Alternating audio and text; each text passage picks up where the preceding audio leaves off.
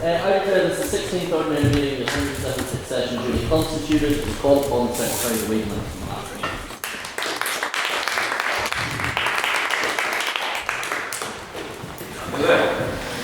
On Thursday the 20th of February, the Queen's University Belfast Literary and Scientific Society convened for the 15th ordinary meeting of the 176th session. To debate the motion, this House believes Eamon de Valera did more harm than good. First were council announcements, which are now all expired, and then we moved to private members' business, where Matthew Spratt asked the House's view on Trump's AI Gaza video.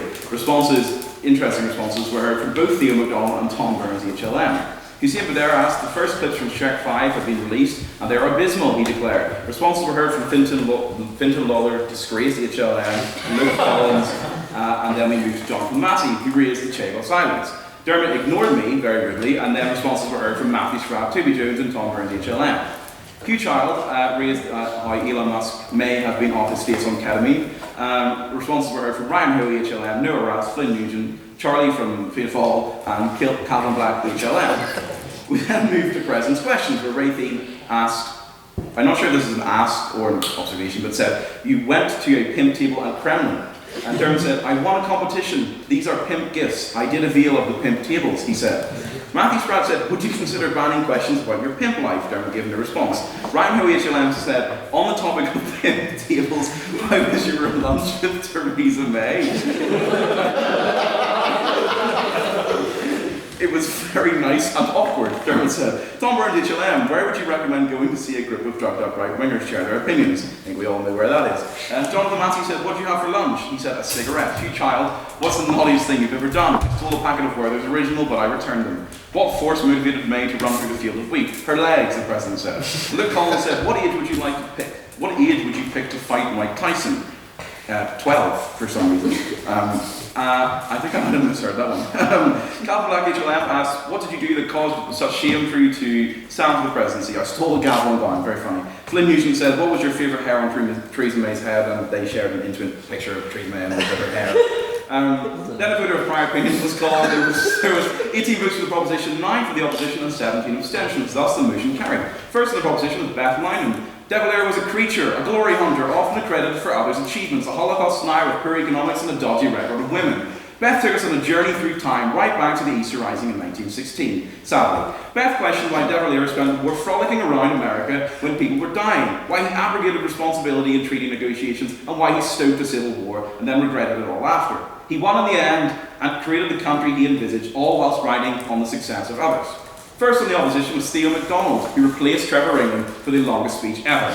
De Valera was a teacher and a leader, a president and a Taoiseach, Theo said. He said that De Valera raised valuable money for his own side and argued that the treaty was signed without his consent, hence his response. De Valera masterfully guided Ireland through the economic war with Britain, with an end to land freeze and sprawling social housing.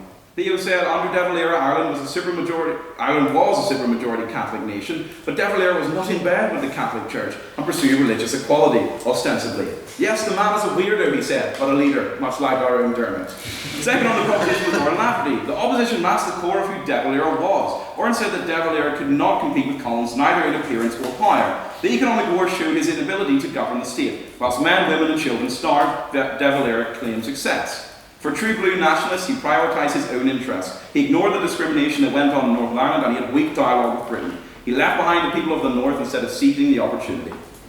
Third in the opposition was Fintan Lawler, disgraced HLM. Fintan began, there's no denying that De Valera was one of the architects of modern Ireland, which had been denied the right to exist for centuries. His constitution stood as a piece of sensibility in a mad world. He led housing projects yet unseen by anyone. No one in history is perfect, he said, as though we'd never heard that before. De Valera did have flaws, but he allowed semi-literate cultures to go to university, like Fintan. Fintan then referred to himself as a piece of driftwood. He managed to bring in some of the world's greatest academics into Ireland, like Fintan. Modern Ireland is what it is to De Valera. He was not perfect, but he did love Ireland fiercely, much like Dermot. Third in the proposition was Alan McMillan. De Valera was like a Hannah Montana. I sound like Sam. Was like Hannah Montana, an American experiencing a crisis of Irish identity.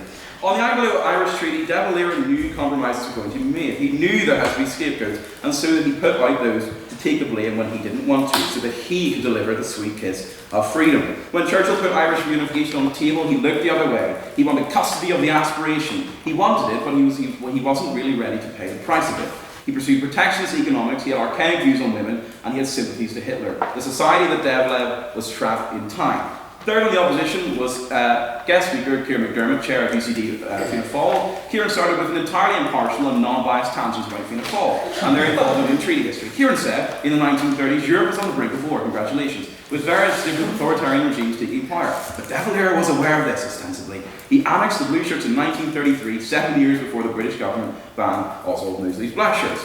Kieran confirmed that the NHS was not the IRA. Dev oversaw the dismantling of the IRA, apparently, ensuring it was a husk of its former self. Fianna Fáil have won a majority in a PR system, something unseen elsewhere. I think he maybe marched different speeches together. When this city was ablaze during the midst of the Blitz, it was De Valera who sent fire trucks over the border. Fourth on the proposition was Jonathan Massey. What do De Valera and Fanta have in common? Questionable links to the Nazi Party, he declared. Jonathan asked, what is the cost of neutrality? If the Germans had won, is that a world that the Irish state would want to be in? If access to the treaty ports were granted, then it's estimated that the Allies could have covered 500 miles plus of the Atlantic and would have been able to protect it more diligently. How did Ireland stand by in neutrality? Because of De Valera. Thanks to him, there's no modern Irish economy.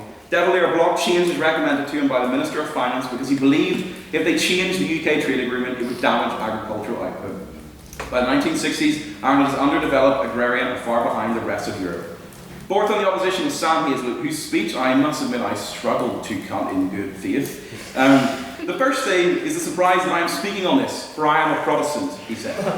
I am too. I only ever heard one story about De Valera when I was growing up. My grandmother and other Protestant children pelted his car with stones when he visited her town in the 1940s. Sam likely was there. Firstly, he referred to Des Lynam on the proposition, Fintan is not a real Protestant for some reason. The Catholic Church was and is outdated. This idea that De Valera was big on Catholicism and Mass was nothing strange in 1930s Ireland. Off to America, the recognition eventually came from the Americans, but they were always late. To the war they were as well. The idea that he neglected nationalists in the north, he couldn't have done anything, he said. It was an oppressive regime of strange-looking people.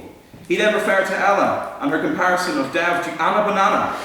Churchill would eat something out of Jack's hair, he said, but I missed the context. Ireland, in turn, German pilots shot down, and British pilots were allowed to sneak back over the border through the Donegal corridor. They were important in surviving the cause of the British war effort, and weather reports would have prevented D-Day from being a success. We then moved to questions, where responses were heard from many people, and then we had a vote on speaker ability. There were 22 votes for the proposition, 8 for the opposition, and 7 abstentions. That's the proposition. Have it. Can I take a minute as read? Aye. Thank you, Mr. Secretary, for those interesting minutes. Now time for council announcements. Do we have any council announcements? Speak out. Yeah, just a few things. So, firstly, tonight I'm here to encourage you all to come to our weekly social. Once again at Lavery's, you suffer the base. Secondly, the 19th of March is our next charity social, supporting victim support and non-violence. We're going to do some big debating. So, 3 motions, you'll find out more later, just keep an eye on the socials. Conversazione is coming up on the 24th of March, so get in touch with Ryan Curry over there if you want to know more about that. It's our yearly formal. And the final thing is our literary pin badges, which have now been released. £5. Go back to the society, speak to Dermot or myself if you want to find out more about these. Thank you. Thank you, Baker. Misha. Hi, just 2 announcements. Looking for expressions of interest for our debate on Monday instead of our usual Thursday next week. It's our collaboration with TCD HIST instalment on the motion, This House believes it's time for the Irish Government to prepare for unity. So please get in touch with myself if you'd be interested in speaking on that.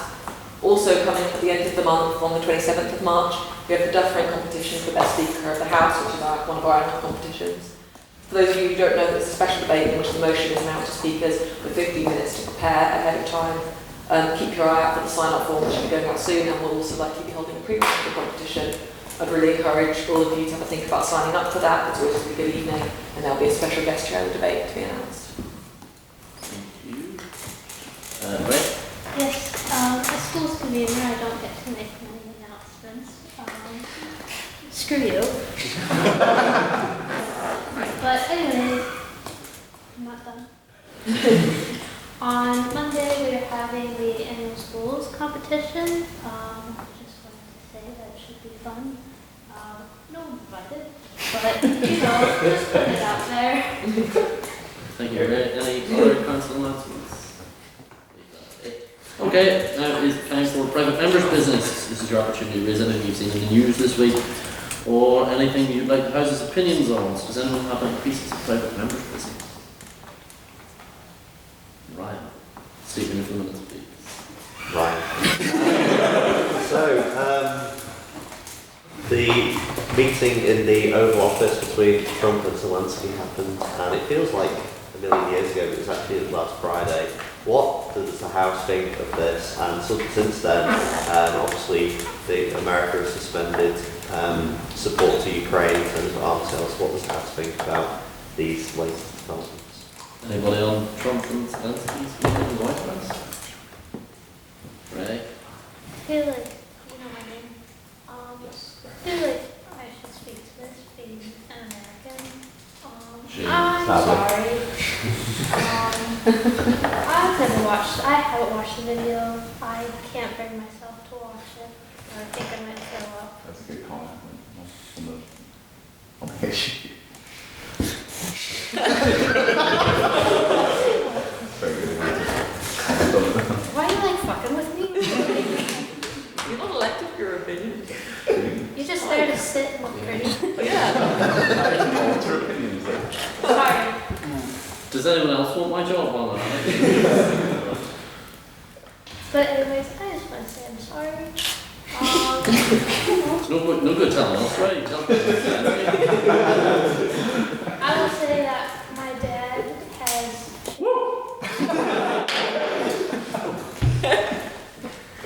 I think it's so funny. My dad's changed his political opinion. He has become independent now. But just seeing the fallback from that. But then also, Ryan put something on his Instagram story the other day that it's definitely further damaged the U.S. Reputation on the global stage. And I hope, obviously, we're fucked. But,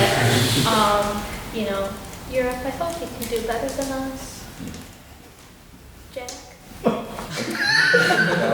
True representative of Europe.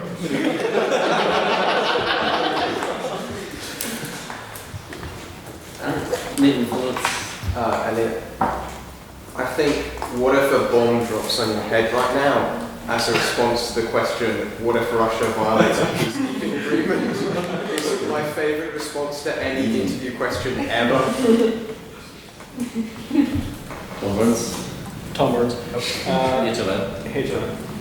What did I say? I think that most shocking fallout from all of this isn't really that kind of Trump has abandoned the Western order, or is kind of moving away from NATO, or kind of liberal politics we know has kind of reached a bit of a death. More than anything, it's made Keir Starmer look semi-competent on the global stage, which is maybe the most incredible outcome out of this. France is using its nuclear umbrella to defend Europe. Germany is rearming. Ireland is kind of moving away a little bit from neutrality. Estonia is making moves for some reason. I feel like everything in the last, it has only been about 6 days since the meeting. Everything is completely changed. And probably changed for a long time. Shut up, Jack. Matthew Stratford. I agree very much with what Tom said. I think it's very sad what happened, but I think from Donald Trump's perspective, I think that meeting went very much in his favour for what he wanted, because Europe is now increasing rearmament and defence spending. But I think it's very sad that he sort of abandons Zelensky in that regard. But Keir Starmer has had a semi-impressive few days, as Nigel Farage worded it, and subsequently Tom Burns, HLN. Any other pieces of private membership?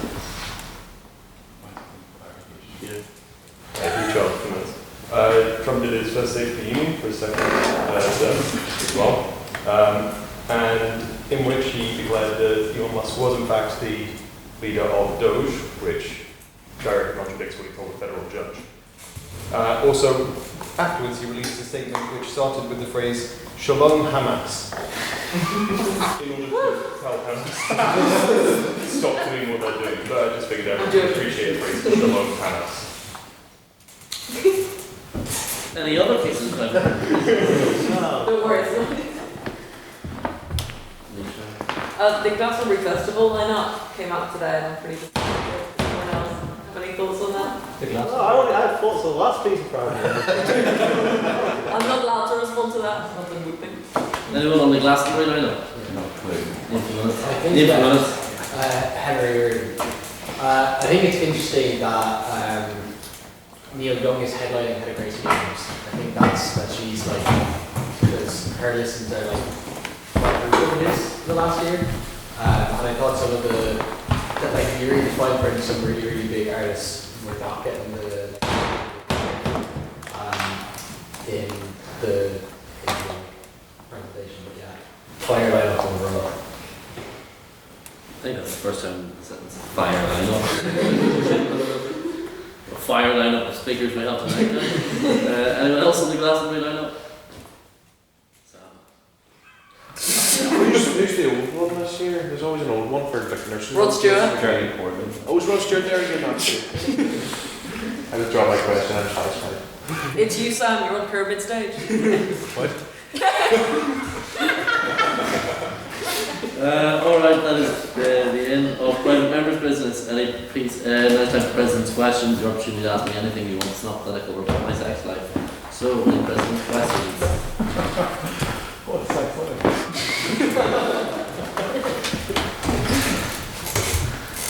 Sam? Do you intend to stand by our agreement? You should elaborate on to the House what the agreement is. Which agreement? The agreement. The two D's. The agreement. Anglo-Irish agreement. D-Day. The 1998 Belfast Good Friday? Yeah, let's say that one. I think that's a political question. Dermot refuses to stand up for Freddie. Make sure you sit down and refuse to answer. Can I have the President's endorsement of the official letter of TikTok account? What?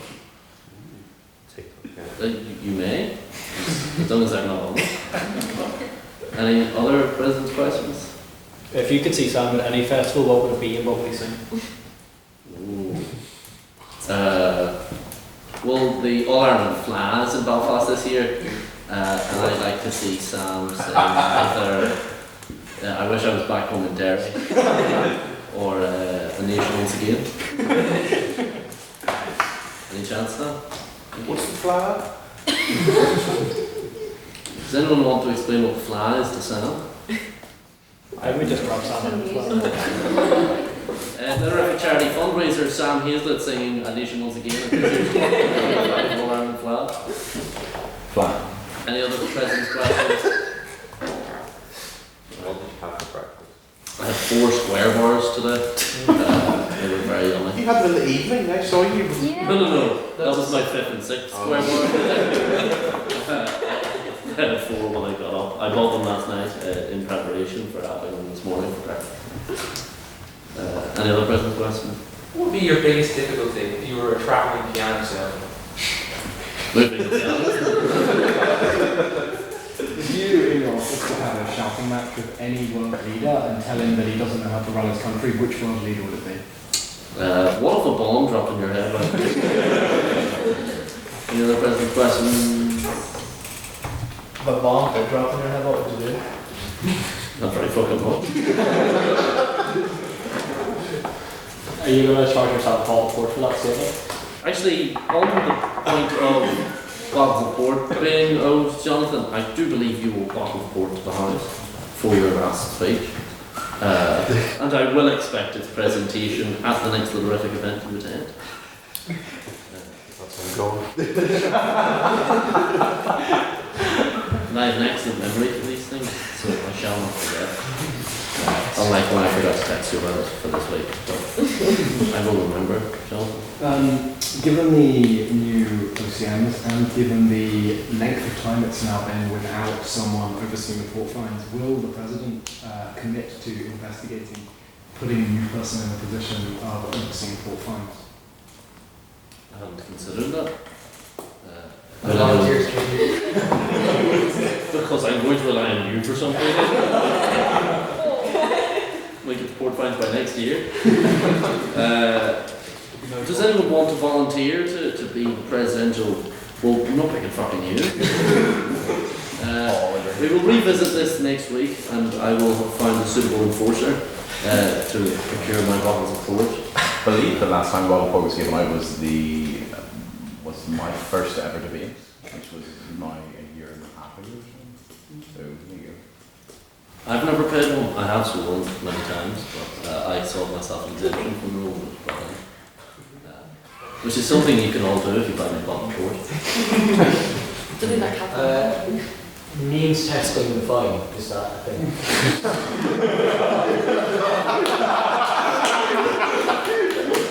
It means test the swearing too. That's exactly what. Well, okay, if you earn over £60,000 a year, you're allowed to swear in front of the house. And if you earn under £60,000 a year and you do swear in front of the house, you owe a bottle of aged port somewhere around the value of £12,000.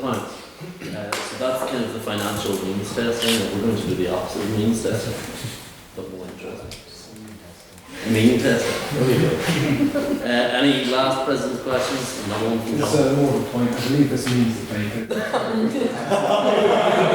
Given sort of conservatively, I estimate here somewhere in the region of £500,000 to £600,000 a year.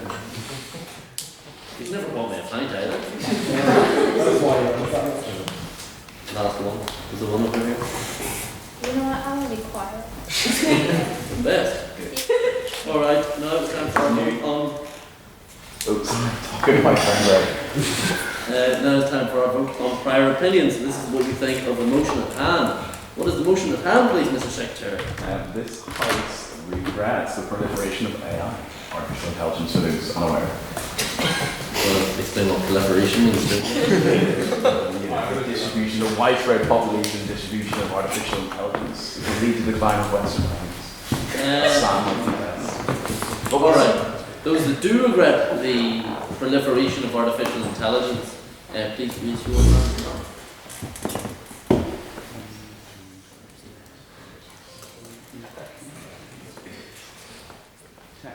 now. Why do you always do this?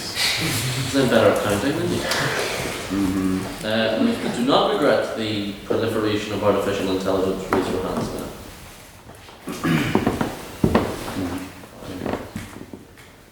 You say fine.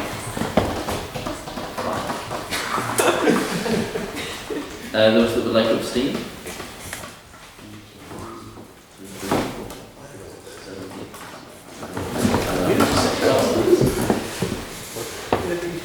Wait, now I see you better counting. What have you got? 12. I got 12 now. Can we have a vote on prior, please, Mr. Secretary? Yes. There were 11 votes for the proposition, 5 for the opposition, and 12 abstentions. Thus, the motion falls.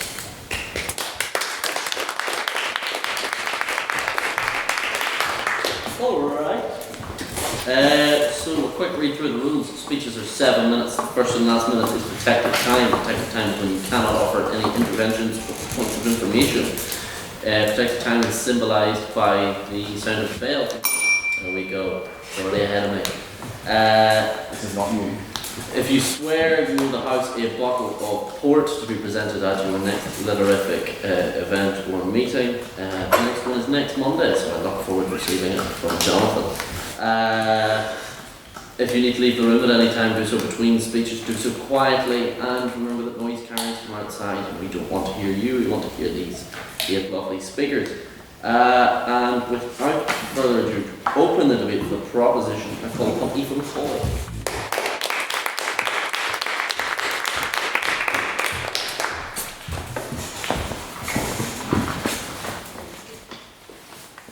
I would like to begin tonight by making clear my position on artificial intelligence. I'm sure that tonight's opposition will point out many valuable uses of AI, such as in areas like healthcare and medicine. And in these areas, yes, AI is an invaluable tool. But members of the House, I am not advocating for a universal ban on artificial intelligence. I am arguing, as the motion stipulates, that the proliferation of AI in every aspect of our lives is deeply regrettable. AI has been used in the field of medicine since the 70s, but the recent and disturbingly rapid uptake of AI usage in every area of life is what I believe to be a global issue.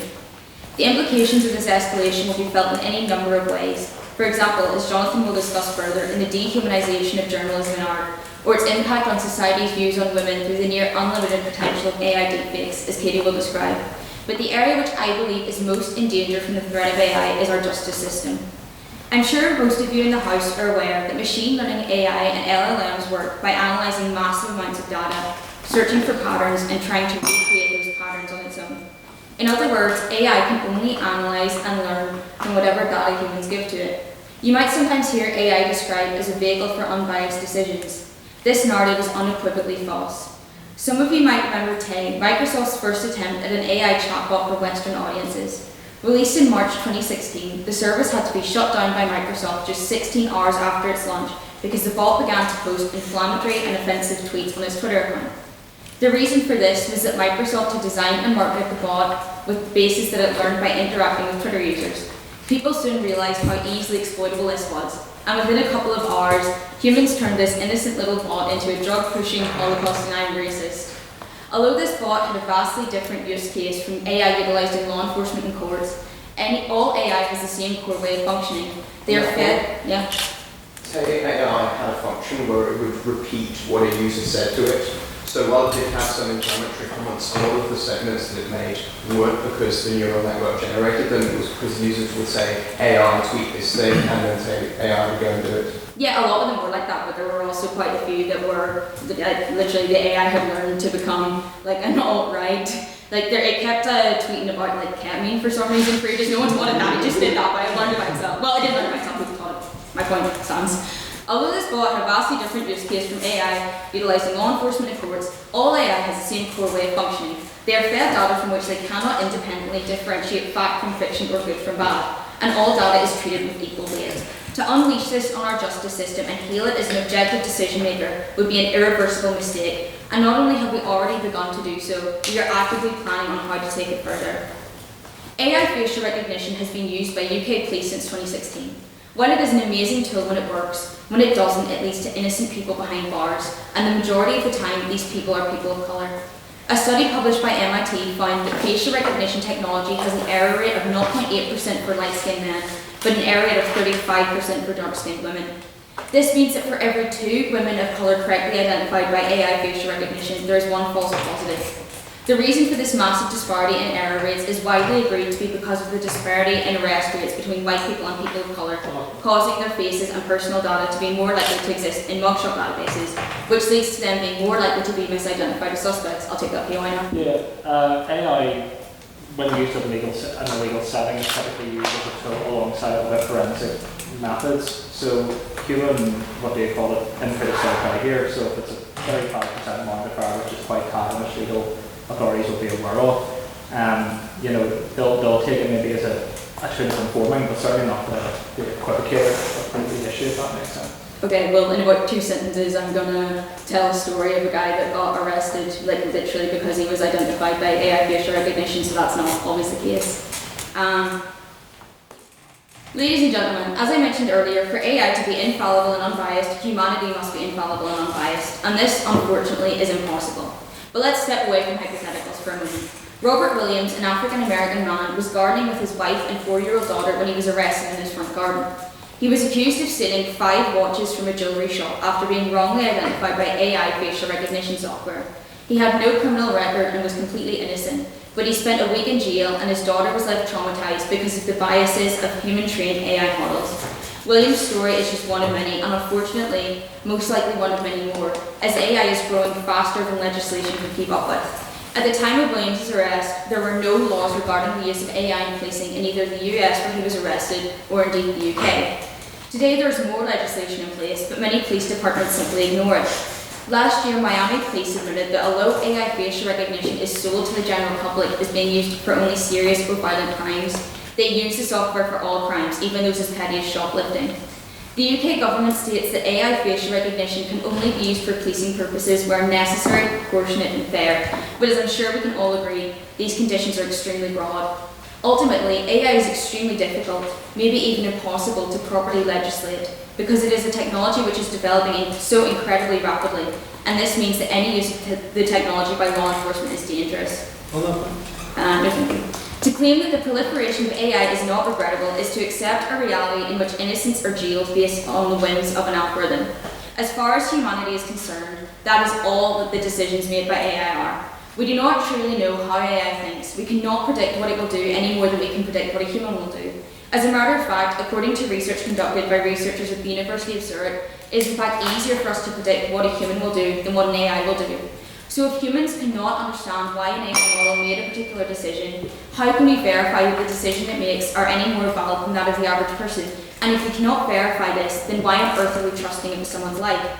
And that is exactly, members of the House, what we are doing, because this overuse of AI extends beyond law enforcement to the justice system as well. Artificial intelligence is currently being tested for use in the legal system as a method of unbiased judgment. Yet on top of the examples I've already provided to explain why this idea is absurd, researchers at Stanford University found that LLMs are more likely to convict those who use African American English in court of crimes, and most disturbingly of all, more likely to sentence them to death rather than life for committing murder. Judges in other countries already use AI to calculate risk of reoffending, and judges here in the UK are already beginning to use AI to write their judgments. They claim that it leads to more consistent decision making and increased efficiency, but when these benefits could quite literally come at the cost of human lives, how, members of the House, do they all outweigh the costs? I believe that this idea essentially sums up why the proliferation of AI is such a mistake. We are willing to risk far too much for the sake of convenience. Members of the House, we must not sit back and spit in the face of justice by introducing artificial intelligence to our police departments and courts. Thank you.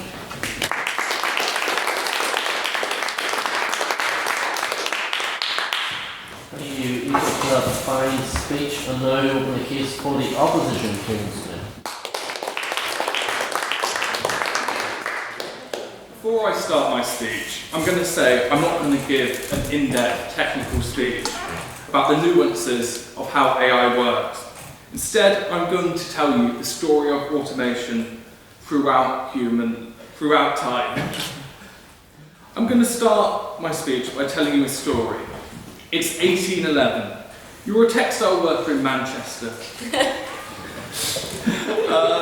The clatter of looms fills the air, but not for long.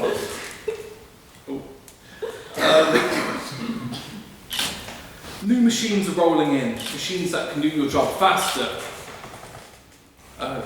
cheaper and without rest.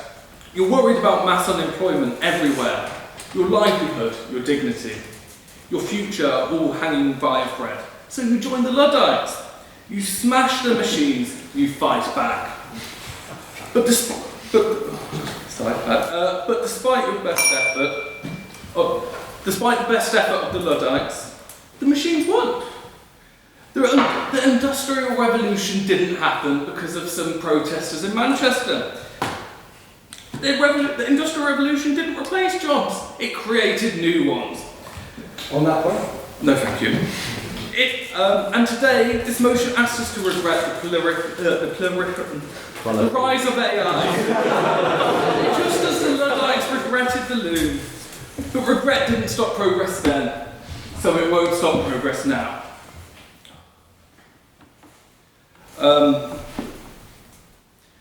Like the Luddites, history is littered with fearmongers. Socrates warned that writing would destroy human memory, medieval scribes called the printing press soulless, and today critics claim AI will end creativity, steal jobs, and spread chaos. But just as the printing press democratised knowledge, AI is democratising innovation. I am sure the workers of the Stone Age resisted that iron fad,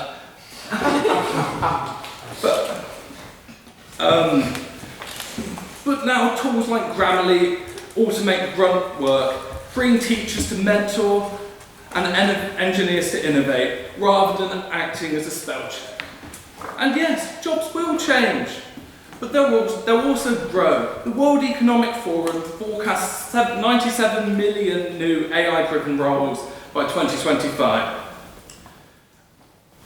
Data curators, AI trainers, AI analysts, these aren't dystopian dead ends. Their careers paying 30% above the current average salaries. 97 million jobs coming with only 87 million gone. On that point?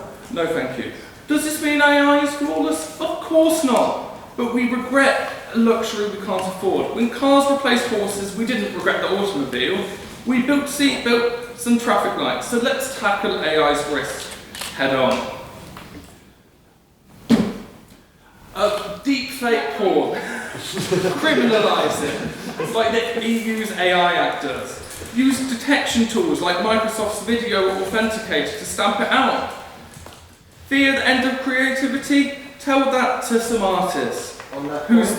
You can't PI me. It's already illegal. You can't feel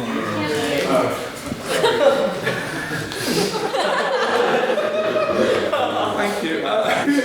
Who's AI... Right. The government's motion frames AI as a runaway... Sorry. House's motion frames AI as a runaway train. But trains don't drive themselves. We lay tracks and we have drivers. Regret won't stop deepfakes, legislation will. Regret won't protect jobs. Absolutely not. Upskilling programs like AI certifications. This isn't naivety, it's pragmatism. Take the gig economy, for example. Platforms like Uber and Deliveroo rely on algorithms to manage their workforce. Critics argue this dehumanises workers. But the problem isn't the technology, it's the lack of regulation. Countries like Spain have already shown the way by granting gig workers full employment rights and benefits. The solution isn't to smash machines, it's to rewrite the rules. The 2020 World Social Report highlights two groups in the digital age: digital winners and digital losers. And the proposition here tonight are digital losers. But here's the truth: this divide isn't inevitable. It's a choice. We can either regress AI's proliferation and leave the vulnerable behind, or we can invest in education, regulation and ethical frameworks to ensure no one is left on the wrong side of progress. This choice is ours. Rather than regretting AI, work with it to improve your assignments, even your speeches, and go ahead. So, did you use ChatGPT to help you write this? No, I use DeepSeek. Regretting AI is like your maths teacher regretting your calculator in your maths exam. But ultimately, I have it in my pocket, so why shouldn't I use it now? Opposing this motion isn't blind optimism. It's a demand to govern, not grieve. Write laws, not lament. As late Stephen Hawking said, AI could be the worst or best thing for humanity. The outcome isn't predetermined.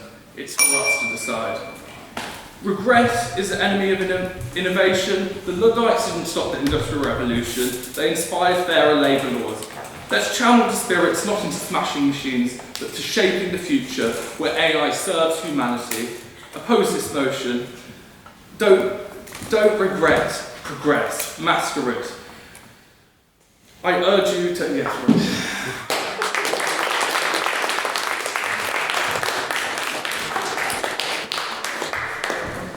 Thank you, Tiarnan, and in my efforts of the entire Chinese family party, he'll actually make his maiden speech in the House proposition.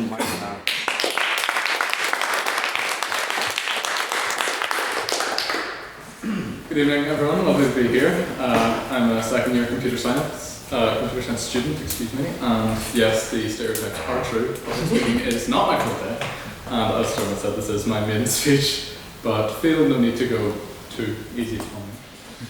I'd like to state for the record that despite being encouraged by someone in this room who will remain nameless and is wearing a blue blazer, I do not use AI to write this speech. I would like to start by also remarking that tools used to identify AI have been shown to be imperfect by a significant margin. Anyways, this morning while I was preparing for my lectures, I received a phone call. It was a number I didn't recognise, but I picked up anyways. It was a man looking for Mr. John Roberts. I'm not Mr. John Roberts. So I am. On Monday morning, I received a call, a woman looking for Mr. John Roberts. I've been Mr. John Roberts for 9 years. 3 times a week, I've been subjected to these calls and voicemails. Tending to ignore calls from unknown numbers very nearly led to me not getting my placement this year. Now, you wonder why I'm talking about this. Over the past 9 years, I've been receiving calls from these very dedicated scammers. I've witnessed the evolution of phone scams. While I boil down to the same general tactics, your outstanding charges due, your account is expiring.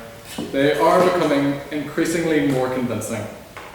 Some days I wonder maybe if I am John Roberts. This is mainly through the use of artificial intelligence, such as large language models. The content of the dialogue and the AI-generated voices have become nearly indiscernible from a person. So I ask you, how many people do you think have fallen victim to these scammers?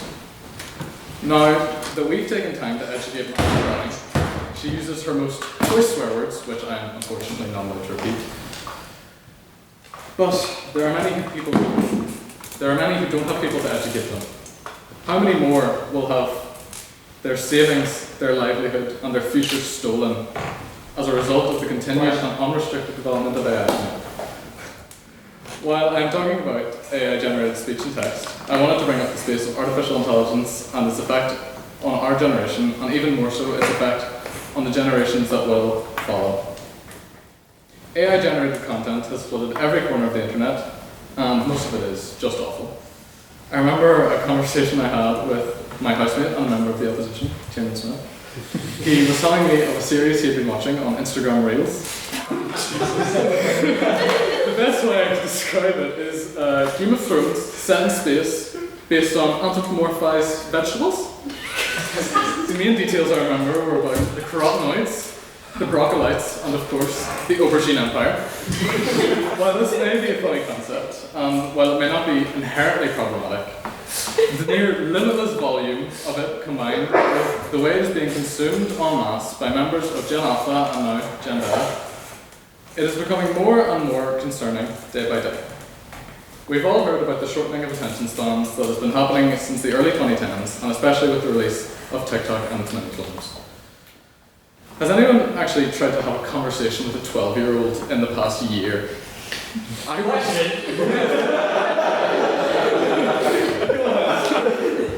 Repeat that after.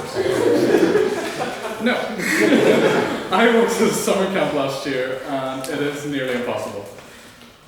Both because of poor attention and mainly because of the sheer speed at which their content is changing. On that point, yes. Is it not poor parenting, not AI, which lets these children mindlessly consume rather than interacting with people? Yes, I agree, but were your parents able to stop you from finding whatever you found on the internet when you were 12?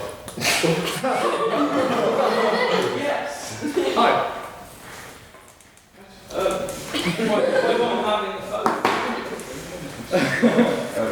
Sorry, back and forth. Is anyone doing timing? Yeah, I'm doing a partial timing, so you're going to get like a weird mix of time. Well, just go ahead. Remember how long Gangnam Style was relevant, or the dab hailed as the original brain rot?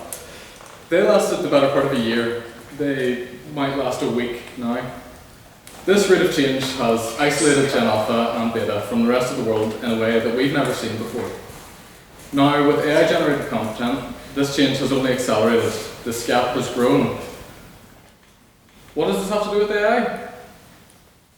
This increased amount of time spent on social media, along with a culture of parasocial relationships with creators, has set into motion a global loneliness pandemic, which has driven so many into the open hands of AI chatbots. Chatbots designed specifically to create real emotions for fake people.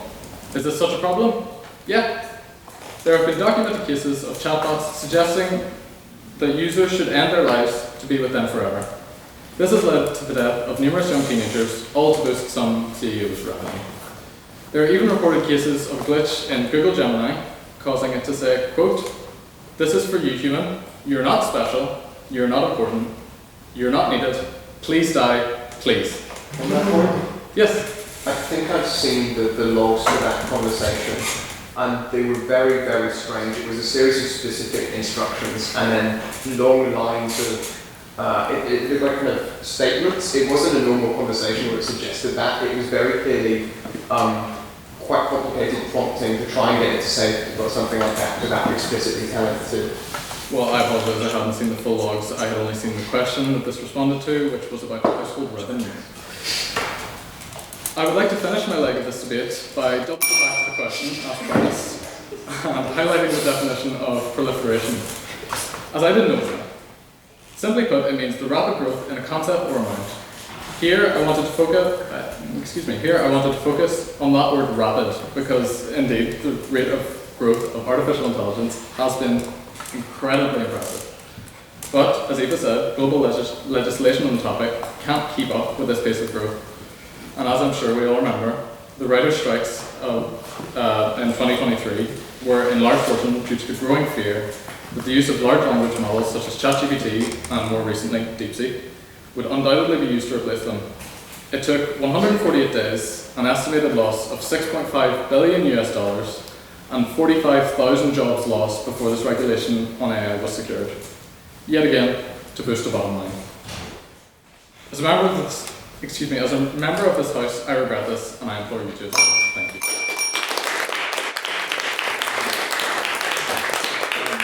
Thank you very much. So apparently I'm doing this now. No, it's okay. We've got Elliott next, who, much like Caesar and Aristotle, you're doing like a great, and I don't know your surname, and I haven't for the last 6 weeks in my minutes, but Elliott the Great, you're very welcome to take the stage.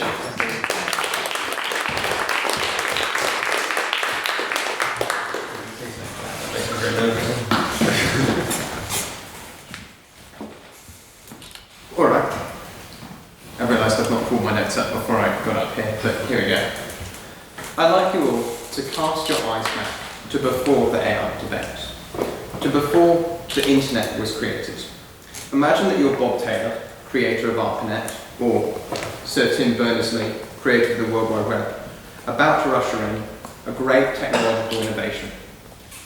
Knowing the problems that we would face with the internet today, disinformation,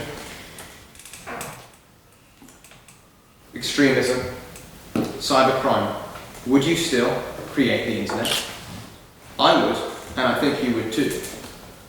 Because we know that the benefits that technology has brought, healthcare, scientific research, education, industry, economics, almost every field has been benefited by the creation of the internet. And I think we're in a similar situation with AI. Now, I'm not saying that AI will be as influential in your day-to-day life as the internet, because I don't think it will be.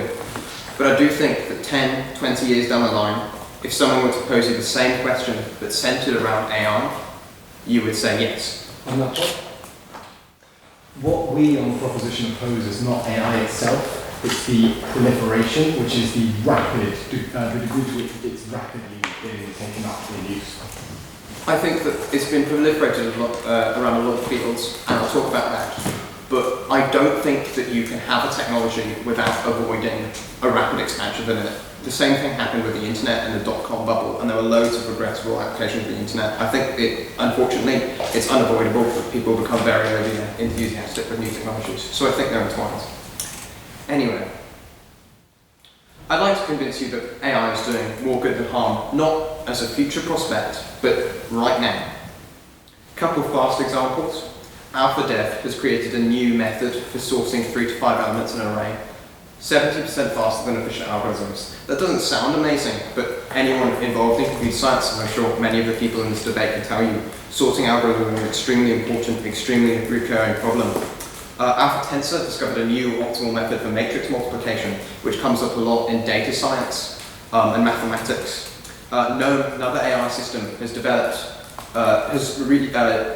discovered 2.2 million crystals, 350,000 of which are stables, and we can use those in batteries and semiconductors. But the most pertinent example, I think, is an AI system called AlphaFold. It doesn't sound very impressive on paper. It is a system for predicting how a protein structure folds based on the sequence of amino acids. But a little backstory. For the half a century prior to inventing AlphaFold, we discovered about 150,000 protein structures. The first one we discovered had to be analysed as parts of a whale's heart because anything else was too small for the technology. One could be the linchpin of a PhD. But AlphaFold came about and we discovered 220 million protein structures. Mathematically, the proportion of protein structures invented prior to AlphaFold is 0.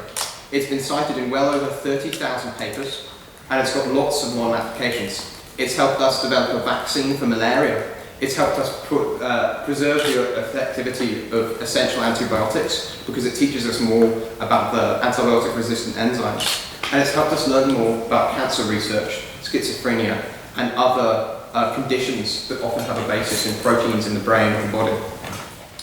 Extremely exciting research is happening right now. But the opposition is right in that AI has significant use cases that aren't for good. And some of those use cases keep me up at night. But I think that this is something that we can fight with regulation, as the first speaker on the opposition stated. In 2023, the UK published a white paper talking about AI, but the EU has already taken action in 2024. It's categorised AI into 3 applications. Unacceptable risk, which is any application that would reinforce discrimination. I suspect that a lot of the applications you were talking about in courts and convictions would fall under unacceptable risk within the EU. There's high risk where the AI has significant consequences were it to go wrong. So that's generally things like job applications. If companies using AI to assess your CV, it has to adhere to very strict regulations in the EU, and then there's low risk, which is things that generally don't need further regulation. As the internet was, I think that with well thought through, expert-led regulation and a steady hand on the tiller, AI can significantly improve the lives of many.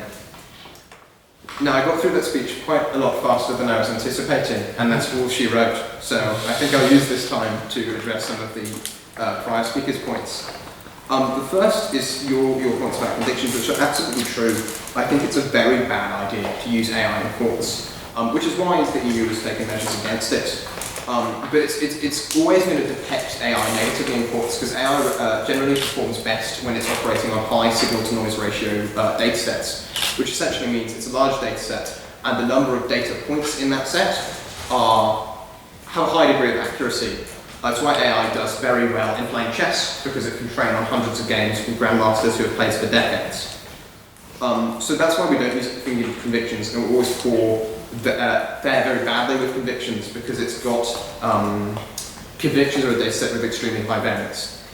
Finally, we do understand how AI thinks. It's difficult to visualize, but I think the most useful analogy is that AI sees the world through a series of axes, with each axis representing a value for the AI, and then AI makes decisions based on points along those axes. So axes can be anything from scrambled versus fried eggs, or something less intuitive, like buses versus pterodactyls. It might not be intuitive to human researchers, but the thought process is understandable. I had some points on yours, but I think I have got them. So, AI is problematic, and I'm not a big fan, but it has brought quite significant technological advances that I didn't know about until recently. RF diffusion creates new proteins. A lot of uses around AI are medical or biological because they're, again, higher signal to noise ratio data sets. And it works in the same way AI does, and it's kind of partially based on shared research with AI art, of it creates noise and reduces that noise into something useful to generate useful proteins. But anyway, I finished my speech about a minute ago, so that's me.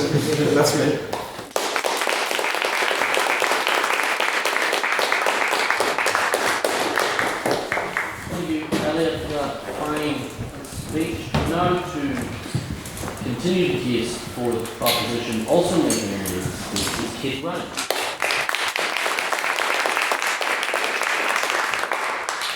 Thank you. This is my maiden speech, but unlike Michael, please be nice to me. So I don't take it well. The use of AI in pornography is exponentially increasing and has become another terrifying aspect of being a woman that one must endure. When I was 19, I worked in a cafe, and every day Martin would come in for a coconut flat white and sit in the cafe for 2 hours just watching us. From the start, I was told that Martin was a creep and not to get stuck chatting to him because he was known to be weird with the female members of staff. I believed every word and continued to serve him every day for 6 months with caution, believing that while he was a creep, he was harmless. One day I was cleaning tables by myself and I realised Martin was filming me. When I tried to see his phone, he ran out of the cafe. After reporting this to management, nothing was done. On New Year's Eve just gone, I was heading into Dublin City on a train with some friends. We were all dressed up, ready for a night out. About 10 minutes into our 40-minute journey, I caught onto a man a couple of rows ahead of us watching us, staring. This is fine, I've been stared at before. I'll just keep an eye on him. A few minutes pass and I look at him again and he has his phone pointed right at us. I confronted the man, caused a scene, we get off, switch carriages. No one does anything, no one says anything to the man. Instances like these used to not bother me as much. What's he going to do with a video of me cleaning tables? We were just sat on the train, why even bother filming us? What a naive world I used to live in. One scandal that shocked me to my core was the revenge porn scandal in the Republic of Ireland 4 years ago. 500 Irish men and more worldwide collected and shared over 140,000 images of women and underage girls over multiple servers, mainly Discord. Most of the women have no ideas that these images have been shared. The idea of this frightened me, and the idea of revenge porn stayed with me. The idea of revenge implies getting your own back when you feel you've been wronged. But the anonymity, the unawareness is something that I couldn't shake. Surely for it to be revenge, both parties must be aware of the act. The perceived wrongdoer must feel shame or embarrassment, must they not? This act of sharing images is not revenge, it is asserting dominance, it is asserting power, it is to humiliate women. It is a reminder that women's bodies are a commodity and not their own, but something that can be used and discarded. Within 3 years of the scandal in Ireland, one with the same principle emerged in South Korea, only now it was more perverse than I could have imagined in 2020. The deepfake pornography crisis was exposed by journalist Herron. Chat rooms across multiple servers, most notably Telegram, gained thousands of members, with one particular channel having over 220,000 members, many of which were teenagers. These channels were used to create and share deepfake pornography images of women and underage girls, with many of the chat rooms labelled as humiliation rooms, reinforcing in these men's minds that sex and erotica and humiliation and degradation are all one linear thing. Women and minors were blackmailed with these images and made to feel exploited, violated and unsafe, as there was no way of knowing if their image had been taken and used, who created it and how many people had seen it. The use of AI within the pornography industry is one that terrifies me, and it should terrify you. Pornography is one of the leading purveyors of misogyny. Access to it is not difficult. 34% of 11 to 16-year-olds in the UK admit to viewing pornography at least once a week minimum. This is a disturbing statistic in itself, but what about the pornography that has seeped into every aspect of being online? What about the AI-generated game ads on Instagram and Facebook that are targeted towards children, but have clearly spent a substantial amount of time generating the breasts of the female characters? Or what about the AI-generated TikTok videos of girls bent over spewing Reddit memes at the screen? This oversaturation of sexual content is targeted at children. We are raising a generation of children who cannot think for themselves, cannot speak for themselves, but are designed to consume content and learn that women are not people but objects for them to goon over as they defeated Annie and all dopamine receptor they have. AI and pornography go hand in hand on platforms where content engagement is the #1 priority. We are becoming a society where AI is on the rise and pornographic content is becoming casual as a result. According to a research study done by the UK government in 2021, most mainstream pornography contains overt sexual aggression towards women, desensitizing men and teaching them that women are sexual objects. There is a direct link between pornography consumption and the acceptance of violence against women. The proliferation of AI in this context is beyond harmful to women, with legal frameworks unable to keep up with AI's acceleration, ultimately failing to protect women.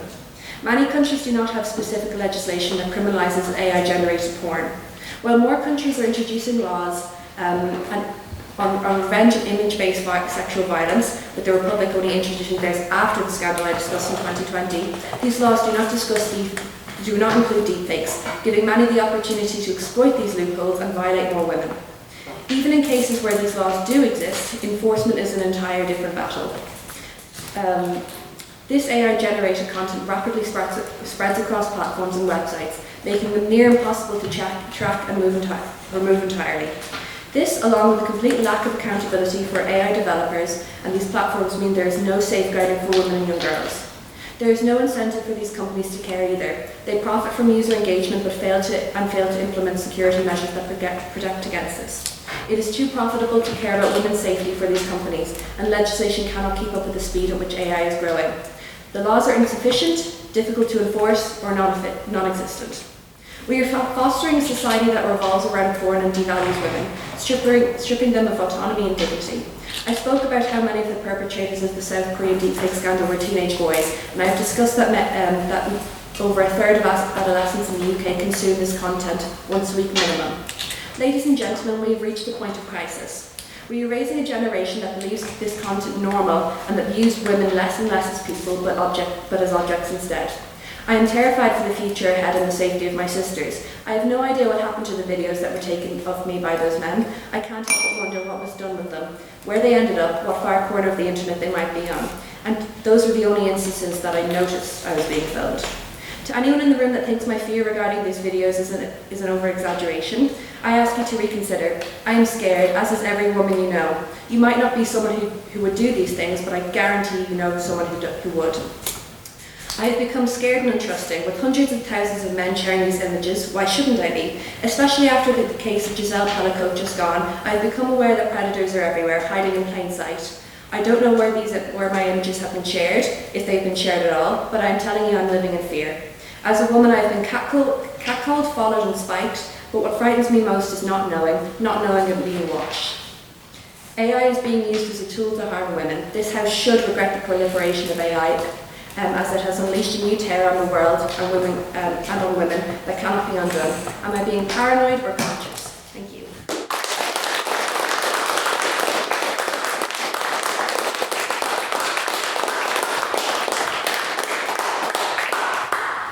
Thank you, Katie, for that fine speech. Now, to continue the case for the opposition, also making its maiden speech is Liam Harte.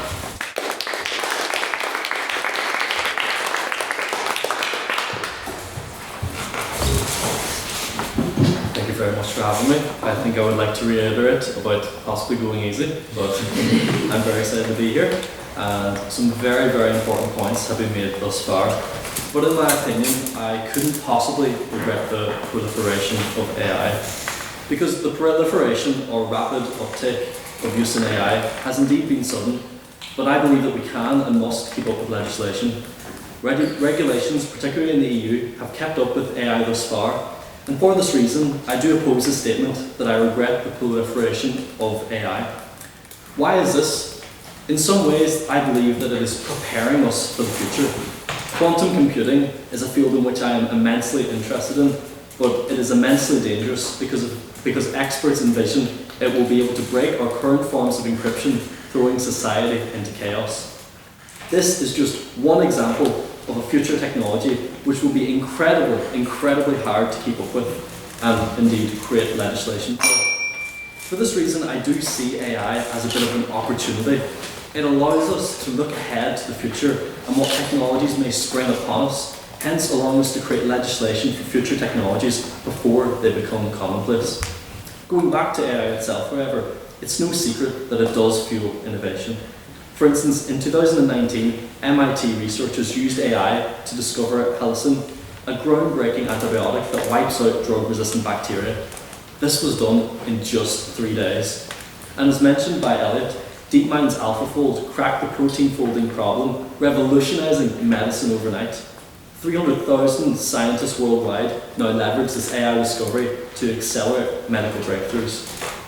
Although it's no secret that AI uses a tremendous amount of energy, it's already being used to predict natural disasters and optimize resources, helping us save the planet. For instance, AI reduces greenhouse gas emissions significantly. DeepMind's AI slashed Google data center energy use by 40%, and AI-powered traffic systems in cities like Pittsburgh cut emissions by over 20%.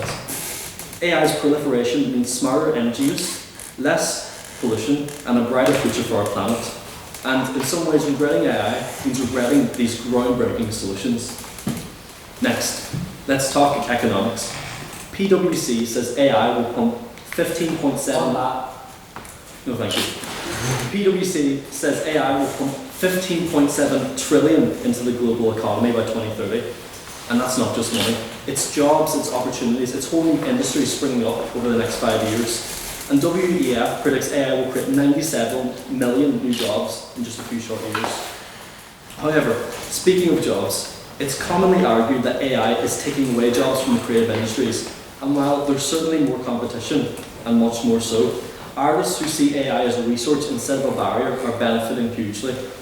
Artists who use AI see a 25% jump in productivity and a 50% spike in how highly their art is valued. Moreover, and almost more importantly, it's already saving lives. Google's lung cancer AI spots cancer more accurately than doctors, detecting 5% more cases. Considering how recent this surge of AI development is, Picture how much more efficient we'll be at saving lives using AI in 5 or even 50 years from now. Robots handle hospital logistics, freeing nurses to actually care for the patients rather than chase clipboards. We're living longer, healthier and happier lives thanks to AI stepping in when we need it most. And similarly, AI is extraordinary for increasing accessibility and levelling the playing field. Stanford built an AI allowing a paralysed woman to communicate clearly for the first time in years. AI smart glasses help visually impaired students read independently. These are just a few examples of how AI is an equaliser tearing down barriers. Finally, however, let's talk about AI misuse. It's unequivocally correct that tech can be misused, and AI does open the door for this to be made even worse. But we don't abandon cars because of accidents. We improve roads and safety standards. Right now, global leaders and tech giants are creating robust regulations and ethical frameworks for AI. The solution is responsible governance, not regret. Now, on that point? No, thank you.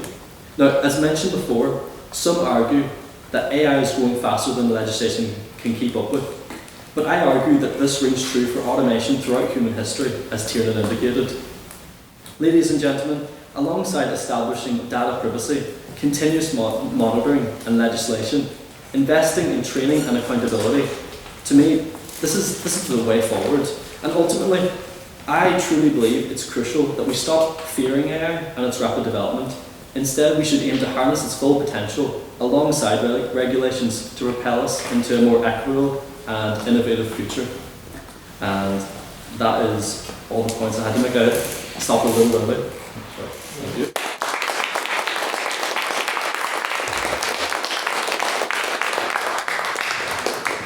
Thank you, Ian, for that fine speech. Now, to close the case for the proposition, Jonathan Massey.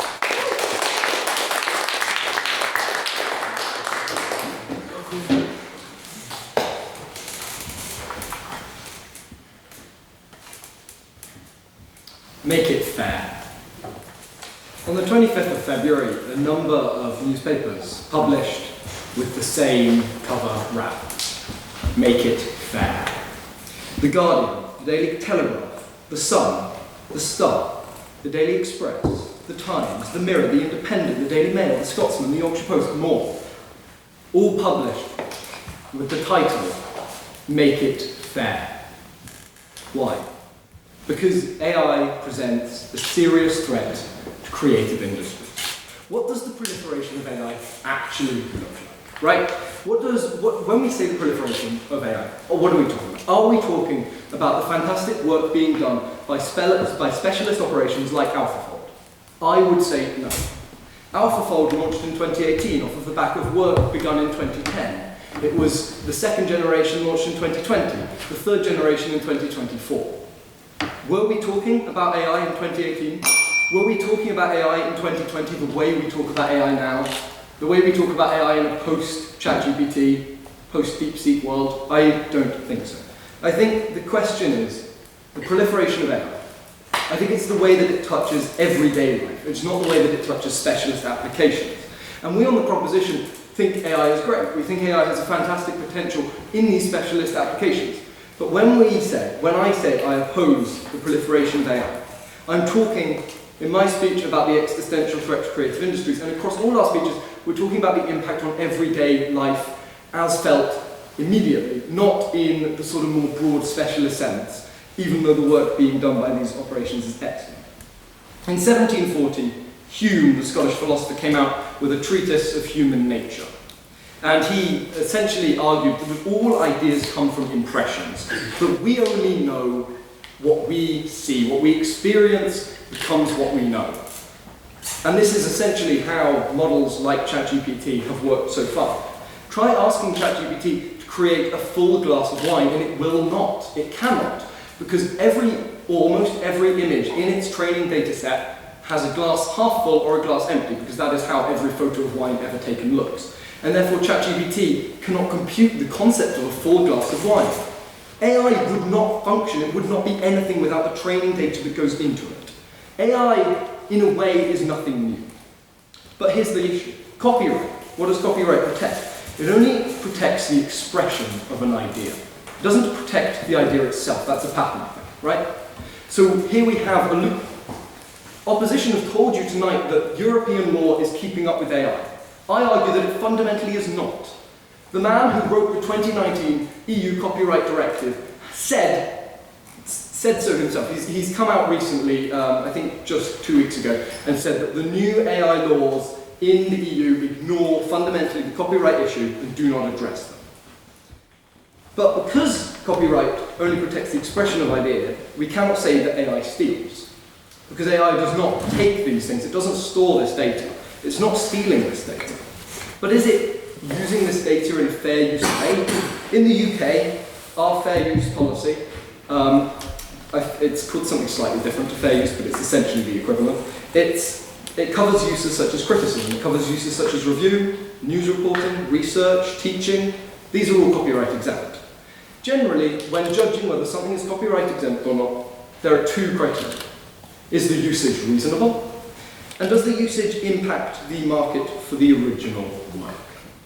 AI unequivocally does. Does anyone use TransLink? What a slightly terrible public transport service, but I don't. If you've travelled through Britannic Station recently, you may have seen that Transit have put up some lovely new boards. I encourage you, next time you're travelling through Britannic Station, look carefully at the photos of the people, for they're not photos at all. They're AI-generated artwork, pretty sloppy artwork at that. You can tell very clearly. That thumb doesn't look like a thumb. That phone doesn't exist. Those buttons are wiggly. It's clear that jobs are being taken by AI. Jobs in the creative industries are making the data which AI relies on to train, and yet are falling prey to AI. Yes?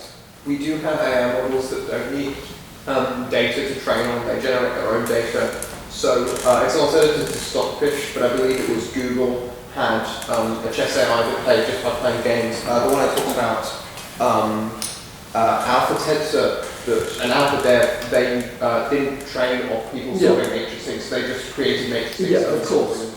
But when we're talking about something like ChatGPT, when we're looking at something like DALL-E, when we're looking at these sort of generative LLM AIs, the ones that the most people in this room are familiar with, they unequivocally would not work without the training data, without the feedback loops that they receive. When it's applied to specialist things, we can make this thing. So, like for instance, Newton AI, which is just being fed physics data input and is being asked to come up with rules. That's a fantastic example of where it doesn't require training data. But something like ChatGPT functions because of the feedback loop, because of the training data it has. The problem is AI analyzes the patterns within the data set to generate new content. So it doesn't store the data, but it does have negative effects on the creative industries, which are providing this training data to begin with. So if we look at the UN has recently come out with a report that says that in 2023 and 2024, they have identified a large-scale layoff within creative industries due to AI. And this is even more of a threat when we consider that if we take a journalist and replace them with AI, their quality is generally low. AI doesn't have good inbuilt fact-checking services yet. AI can't produce as well as a properly researched journalistic piece yet, but it is cheaper. Copyright is innovation, competition, and free expression policy. Copyright needs to keep up with AI, but it can't because the proliferation of AI is so rapid. This, essentially, is the hinge of my argument. The proliferation of AI has been too rapid to create a good framework for copyright to protect creative industries. 1,000 artists, including Kate Bush, Annie Lennox, Pet Shop Boys, Billy Ocean, The Clash, Hans Zimmer, Cat Stevens, etc., collaborated on a piece of music. But I'm guessing none of you have heard of it. Because it's an album, 47 minutes of silence. Because this is what a world where we give up to AI looks like. The creative industries want to play their part in this AI revolution, as they have historically with new technologies, the printing press. But to succeed, they need to do so from a firm intellectual property basis. The proliferation of AI has not allowed that. Thank you.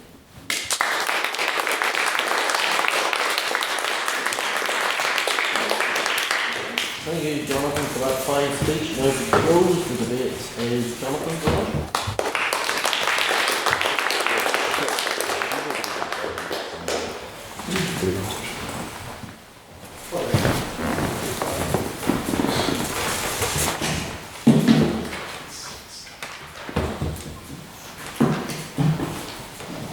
Got the right page eventually.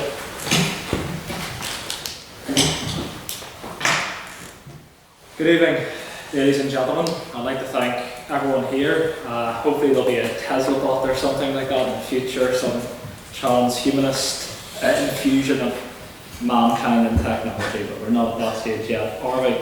No. We're currently at a stage in AI development where, whilst it has proliferated across society, it has not yet reached its full potential. Its potential is something that can be moulded. And I agree with quite a lot of what the proposition is saying in certain matters. AI has had a detrimental impact on the lives of people. But, as it was raised by the opposition earlier, is it AI that is necessarily the problem here, or is it the society that encapsulates it? For example, porn was brought up as something that rightfully the exploitation of women is wrong. However, is the causation of this AI? No, exploitation has existed for centuries. This is something that should be tackled, not yet, something that should be tackled at a societal level. AI in this scenario, unfortunately, has exacerbated the problem. However, it is not the root cause. When we look at crime, not yet. When we look at crime, for instance, we understand that data sets that inform the language models to begin with can have certain biases towards, let's say, certain groups of people, races of people, and this has had negative outcomes in the judicial system. However, this has existed prior to AI. Not yet. And likewise with scams. We have seen that the use of AI in scams has made it easier for scammers to trick people. However, whilst AI has exacerbated these issues, it is not the root cause. The incidence of blame should not be put in technological development per se, but rather the society that has facilitated it. Take crime, for example. Crime is something that, for instance, police misreported or put certain emphasis on particular groups of people. However, because AI is now in the general discussion, and because of the proliferation of AI, the actual questioning of data sets is now something that's being questioned more in public. This is a good thing. This can lead to superior judicial outcomes in the future. And moving forward, Jonathan rightly said, make it fair. Make it fair for whom? The disadvantaged people from working class who can't necessarily afford to go to university when AI can provide them the tools for learning coding, for learning languages. Make it fair for those who are, let's say, suffering from cancer, and AI helps to provide a cure in the future. AI does have negatives, however, it's its proliferation across society that has also enabled it to make it fair and many other issues for the good of society. Go ahead. Right, I'm referring back to the main thesis that is society is a problem. Don't you agree that society taking some actions is more dangerous if it has an accelerant, AI, in its grasp? Sure, I do agree to some extent. However, at the stage we're at now in terms of this technological development, it can be steered in a different direction. I don't necessarily believe that the technology at its present iteration is necessarily a detriment to society's long-term development. And we need to sort of think, we need to ask ourselves, how has AI benefited you today? For some of you may have utilised ChatGPT or Chinese Communist parties created speeches, all hail Xi Jinping, but no, moving away from that, we have to recognise that AI, in many of our lives, has simple, tangible and effective uses.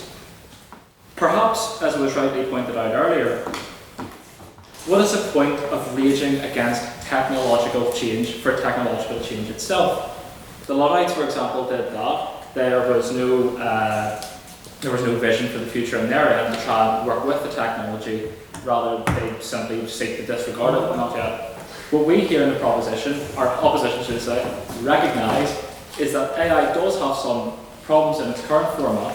However, it is not necessarily at a stage where it cannot be transformed into something that ultimately serves society's good.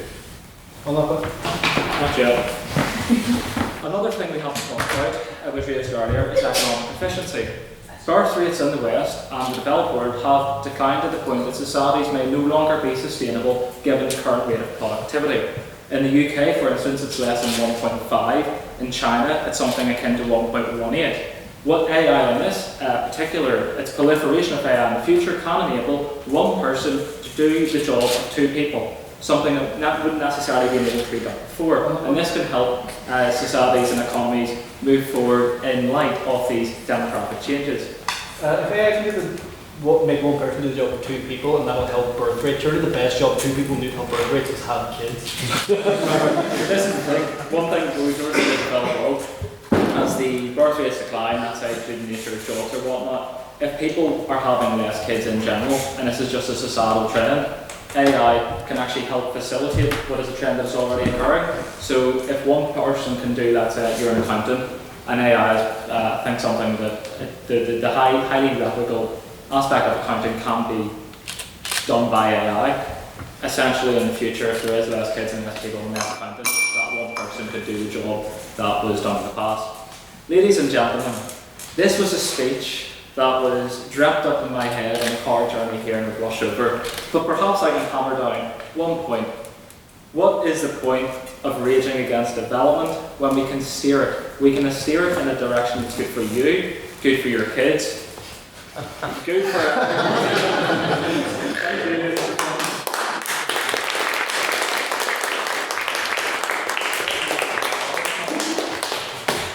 Thank you, Jonathan, for that interesting speech. Now it's time for questions. It's your opportunity to interrogate the 8 arguments we've heard tonight. So does anyone have any questions for the proposition? I'd like a shot. My question is for Jonathan. Perhaps you can enlighten us because, oh sorry, Jonathan. Well, that's not Jonathan. Massey. Yes, proposition question. Oh, sorry. I hope it wasn't big.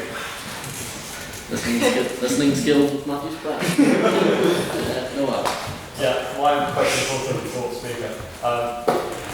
You said that like EU law has failed and that the person that wrote the law has also failed it. But does that mean that we have to give up the entire system of AI, or are we really that faceless of, oh, we failed the first time, we might as well not try again? I mean, all the legislation passed on the first go. We had 3 Race Relations Acts, so why would just one law go bad immediately? No, so what's occurred is the EU in 2019 came out with a copyright policy directive. Yeah. Earlier, so just end of last year, end of 2024, they then came out with an AI Act, which then was being passed through the European Parliament. And the man who produced the 2019 copyright framework for the EU has come out and said this 2024 AI Act is good, but it does not account for anything to do with copyright. It ignores the issue of copyright completely. And so what I am saying is not that we should abandon AI. I think I was pretty clear in saying AI is good and I support AI. It's that the proliferation of AI has been too rapid for legislative systems to respond.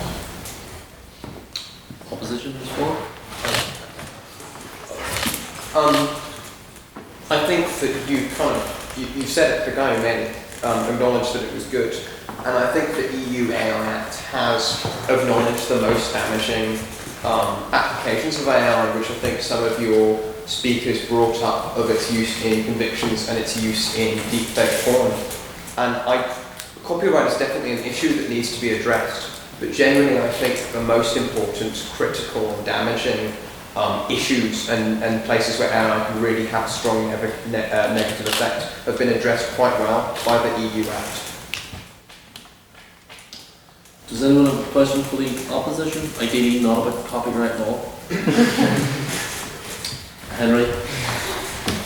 So I'm going to use a speech we heard from the prop and what I thought was the best speech of the evening. So the third speaker very well pointed out that this is used as a tool for violence against women in so many different formats. And to be honest, we heard back and forth on every other task in the debate, but there was no significant response whatsoever.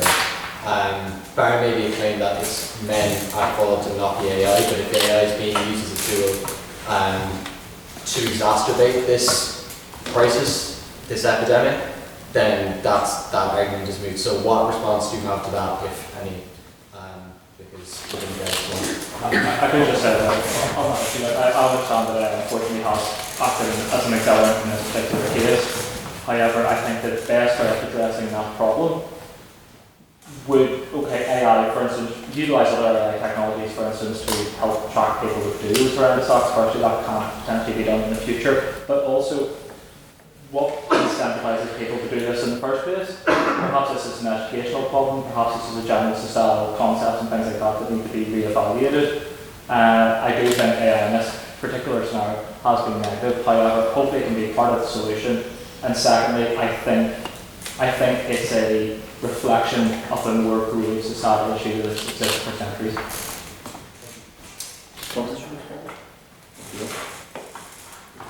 I don't know, I think it's everywhere. Like I spoke about kind of the impact it's having on children. I don't know, I think we're kind of, not to sound like some kind of doomer, but like, I don't know, I think we're heading into like some kind of AI AI dark age where we're raising generations of children who, I don't know how many people around here, like no children, but like my niece has had an iPad since she was 2 years old. She's 6 years old now. She has broken it, I want to say 5 times, and my brother is confused and shocked every single time.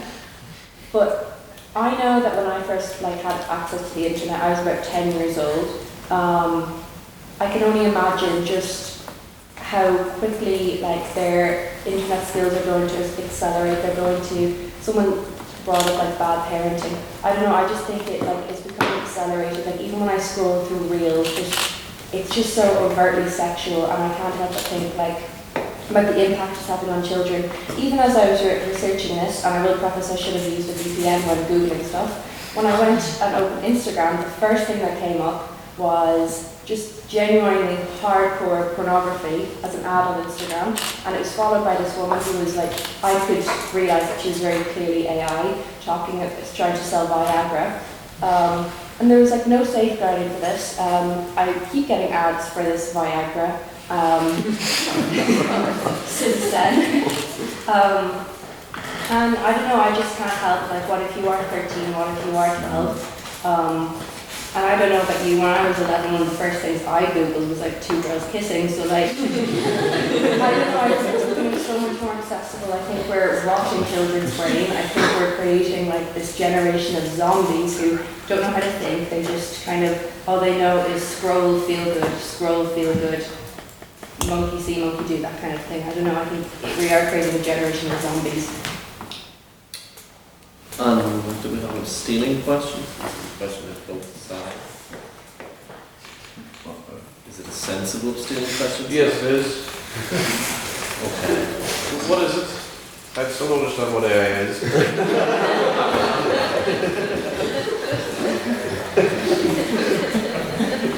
It's perfectly sensible. I think what Sam is trying to say is how can either side explain why I should or should not be used for older generations, and how you can incorporate with the elder generation. I think is what he's trying to say. What about old people? Like Sam and Tom. What was your updating question, Jim? I think Sam is good enough for that. Alright, proposition. What is AI? Old people as well. They're stumped.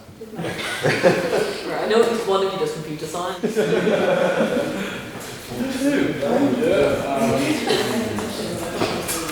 Well, AI, no, it's been. I'm just going to stop you now. So Sam's technological knowledge. Sam, AI is very scary, and it's going to take your job if you had one. Ever the condescending bastard. Opposition to respond? I am.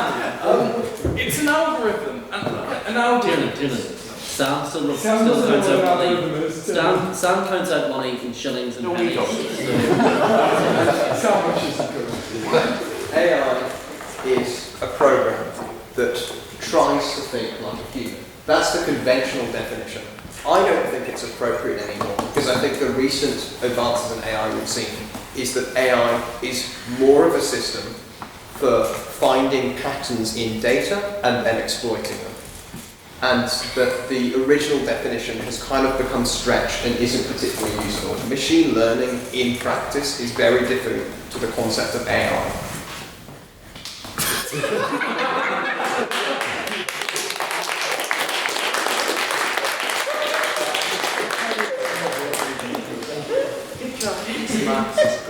Well, good work, everybody. So now it's time for our vote on speakerability. This is not who you agree with. This is who you spoke best. No guessing who Henry's voting for. But if you'd like to vote for the proposition, raise your hands.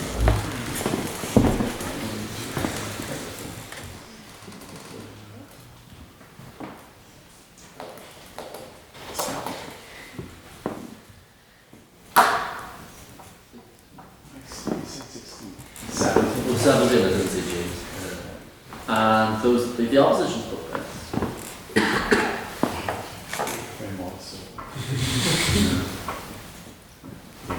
And those that like to abstain. I'm abstaining, but I thought you were already fantastic Can we have the vote on speakerability, please, Mr. Secretary? There were 17 votes for the proposition, 4 for the opposition, and 8 abstentions. That's the proposition carried.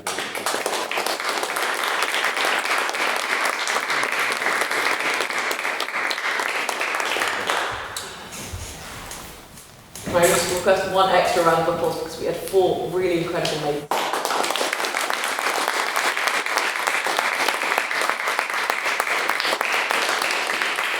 Now, before we all go, you're very welcome to join us on Monday, storm at 2 o'clock, for our debate alongside Trinity College Historical Society on the motion, "This House believes it is time for the Irish Government to prepare for unity."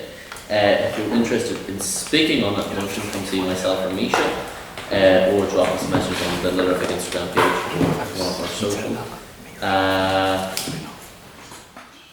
There was also, what date is it, Baker? Our drunk debate's coming up soon? 19th of March. The 19th of March. You can also sign up for Conversazione if you speak to Ryan or Baker about that. And, oh yes, next week we will have speakers going to Trinity College Dublin's Philosophical Society. Their debate "This House to Get the Brits Out." So you're all very welcome to come down and join us for that one. And we're all going to Lavery's after this, so see you all down.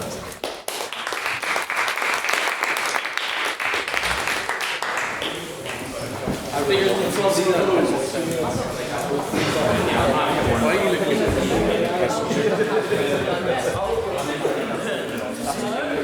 I bought Mersham's book as well. Have you ever read it? Tragedy of Great Fire Politics? Never read it. You probably heard of Mersham's.